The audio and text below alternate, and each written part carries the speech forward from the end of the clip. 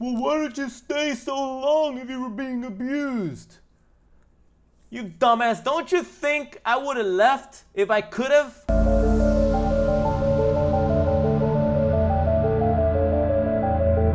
Yo, what's up, friends? Welcome back to another electrifying episode of Psychopath Exposure. My name is Kira, and I welcome you guys to the anti-narcissist community that we have been growing in numbers ever since the beginning of time. Today's topic is about dumbass friends. That's right. You know those friends that you like to open up and talk to about your situation, your traumas with your psychopath ex? And they seem to belittle you, and they just tell you that you're crazy, and they tell you like, my God, can't you just get over them? Like, you've been talking about them for weeks, months, like on and on and on and on and on. Like, go get yourself another girlfriend, go get yourself another man. Like, really?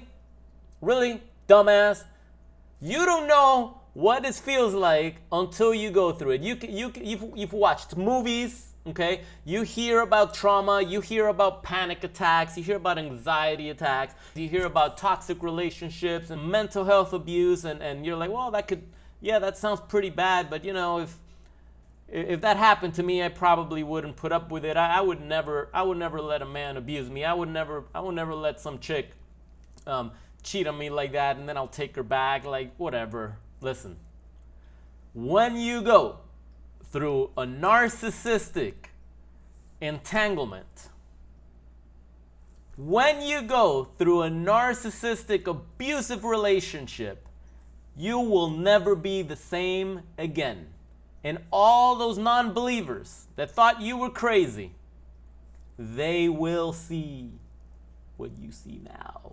Listen, I 3, 4, maybe 5 friends in my life that many years ago witnessed my downfall at the hands of this succubus, okay?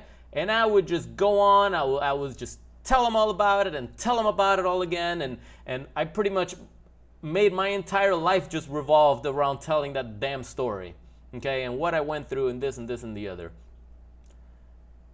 And they would look at me, and you know, there were a couple that were like, that actually would listen to me for hours upon end, and they were very supportive.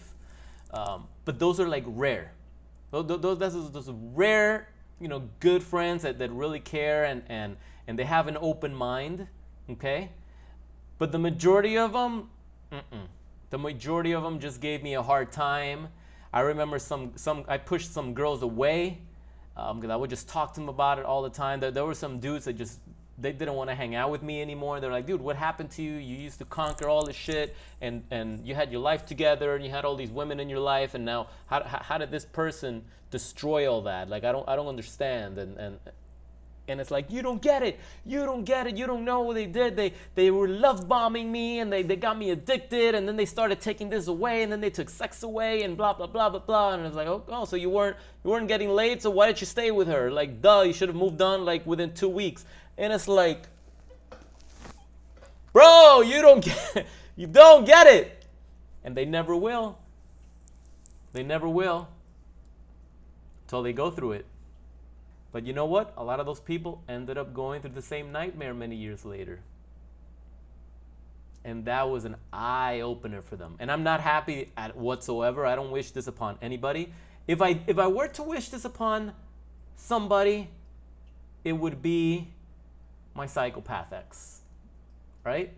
I would probably wish it upon all of your narcissists that you guys have been entangled with. That's, yeah, I think, yep. If we're being honest, yes, I would. I would wish it upon those motherfuckers, okay? But it's just a situation that if you've never been through this, rejoice that you've never been through this. You don't want to know what this feels like. And unfortunately, yeah, there's been some friends that many years later have come back to me and be like, yo, dude, I think I was dating a narcissist. Remember you used to tell me about your psychopath or whatever? Man, everything that you told me just happened, and now I've been watching your videos, and it's like you're telling my story, and I was like, yeah, how about that? Isn't that interesting? You know, how how did that happen? Like it could have happened to so many people that I don't know, but it happened to people that were close to me, you know? And you know what? And that just makes me realize how these toxic people are growing in numbers. I think we're living in a society right now that breeds narcissists, okay? Probably through social media and all this type of sexualization and instant gratification and attention and all this nonsense. Dating is pretty crazy right now with all this misinformation online about how to be alpha or how to be not needy or how to not be invested, let the other person invest. It's teaching you to play games. It's teaching you just to play games. And narcissists, they're experts at playing games. They love playing games, you know? But I digress. My point is, do not feel bad if you're trying to share your story with your best friend and they shun you. Don't, you know, try not to feel bad. Try not to let it get to you. It's nothing personal. They just don't get it, okay? I know a girl that in recent times was asking me about my situation, and you know, after all these years, I downplay it now. I really don't care to share all those details. It doesn't excite me like it used to. Now that I know what it is and I've healed and recovered from it, it's more like a joke. So I don't have that desire to sit you down for an hour and a half and tell you the whole story.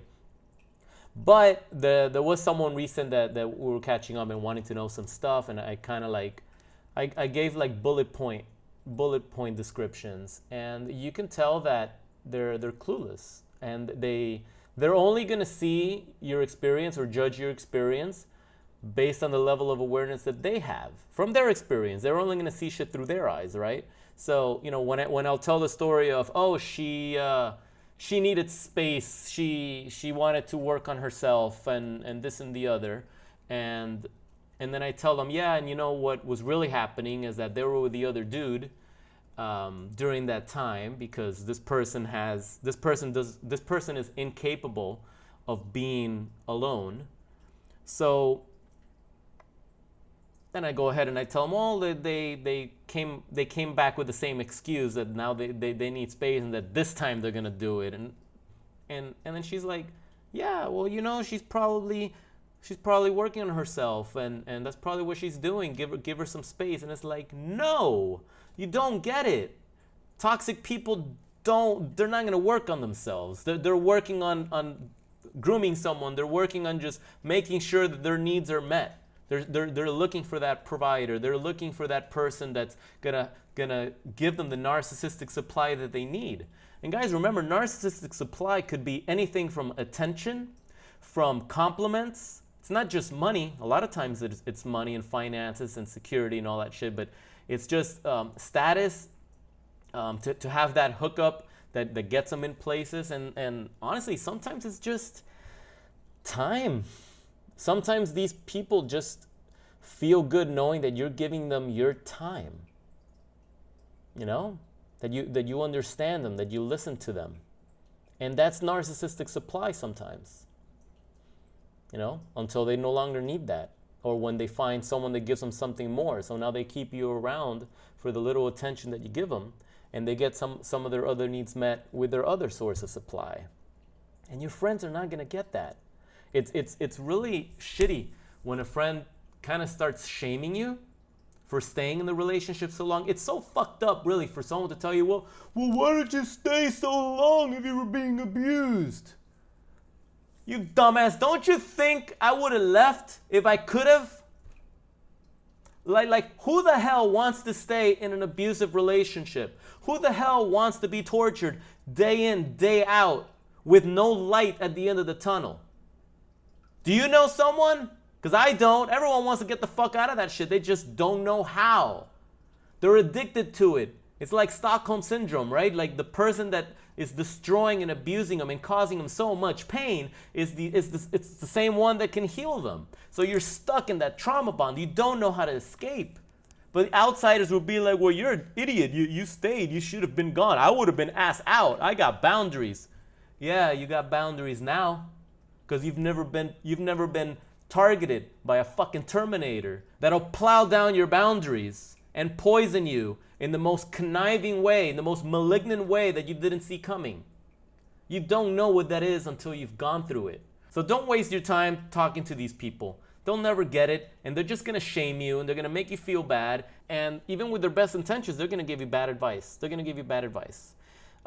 When you're going through narcissistic abuse and this type of trauma, you can't listen to people that have never gone through it, because their solution is just go meet someone else. Oh, let's go to the bar, let's have a few drinks, like work on yourself.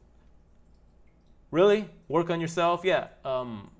It's great to work on yourself, but if you can't stop the rumination, all these things, all these activities that help you rebuild yourself and that you would do to work on yourself, there's a negative association with them and with the narcissist. You're not motivated to go to the gym right now. You're more motivated to stay in bed under the covers. You're not motivated to eat healthy. You're more inspired to drink and eat ice cream all fucking day. Okay? And those things push you further down the spiral. You're not motivated to get up early and go run 5 miles. You're not motivated to go clean out your garage. You're not motivated. And that's why I tell the survivors that I work with all the time, you have to do the things you know you must do whether you feel like it or not, because you have a negative association with them. So your dumbass friends are telling you, oh, go do this shit. Why aren't you doing this? Whatever. It's like, shut up. Shut up. You don't have trauma. You don't have a traumatic trigger that tells you, oh, if I work on myself, I'm probably gonna fail, and it's gonna remind me of my narcissist. Oh, when me and the narcissist used to get up early and we used to go jogging. Oh, they're not in my life anymore. I've been discarded. How could someone do this to me? Jogging reminds me of them. You see? It's not easy. It's not easy. These people just don't get it. Don't waste your time. You don't need any more shame. I'm sure your narcissist ex shamed you enough. And that's why I'm excited to keep growing this community. Go ahead and share your experiences in the comments. These are people that have gone through the same thing that you've been through. These are the people here in this community that understand. These are the people that are going to validate you 1000% because they've been through it too, and they know how it feels. They know how hard it is to just up and go. It's not easy. It's not easy. So thanks for sharing. Thanks all of you guys for the support. Continue helping each other. I do have a free ebook that you can download. It's called The 5 Steps of Going No Contact with a Psychopath Narcissist. If you don't already have that, click the link below so that you can download it straight to your phone or your computer and learn how to establish boundaries with the predator that has been destroying your life for quite some time now. And as always, if you're interested in private one-on-one coaching mentoring sessions, I also put a link below in the description where you can get more information so that we can work together and I can help you get past some of the challenges and hurdles that you're going through right now. Remember, it's not easy going about this alone, and trust me, it's one of the hardest things I had to do in my life. And if it wasn't for the help of my mentor, I probably would have still been trying to get back with that piece of shit succubus. So yeah, definitely shoot me an email as well if you're interested, if you have any questions, and let's get something set up. For now, guys, stay strong, stay on the path. You know what you got to do. You just got to get up and do it, whether you feel like it or not. Love you guys. This is Kira with Psychopath Exposure. Looking forward to seeing you guys in the next video. Take care, all right?